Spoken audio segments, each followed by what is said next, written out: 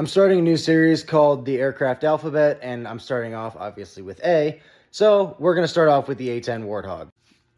For those of you that don't know, the A-10 Warthog is America's primary close air support aircraft and has been in service since 1977 for almost 50 years. The A-10 Warthog was built during the Cold War to both combat Russian tanks and also to replace the aging A-1 Skyraider.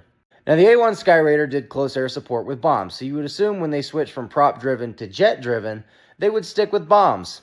Nah. They did it with this. Ladies and gentlemen, this is the GAU-8 built by General Electric. Now, if that picture doesn't quite do you justice on how big this gun is, this is the bullet.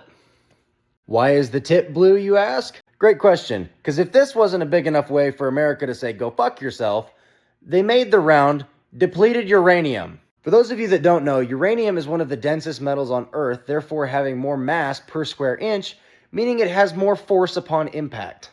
Simply because 30mm cannon rounds at 3,200 rounds per minute isn't enough fun. Although this is a jet-powered aircraft, it only tops out at around 460 miles an hour. Given that it's a close attack aircraft, it's going to get hit a lot, so how do you keep it in the air? Well, that's pretty simple. You just cover it in armor. Now the question is, where do you put the armor? Because you've got to keep your pilot safe or else the plane doesn't fly. Of that armor, the pilot is put in a 38mm thick titanium bathtub. Now, for those of you that live in the country that invented this monstrosity, that's about 1.5 inches. They put so much metal around the pilot that the bathtub that I'm referring to takes up about 6% of the total weight of the aircraft.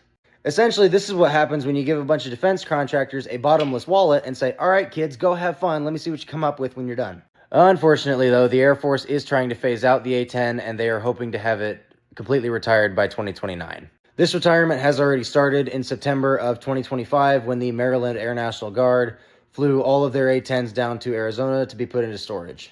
But that being said, the A-10 still makes appearances at air shows and different conventions all over the country, so we can still enjoy it while it's here. In conclusion, this has been the start of the Aircraft Alphabet. That was the A-10 Warthog. If you enjoyed today's video, please make sure to follow, like, and comment. I also have a YouTube channel under the same name.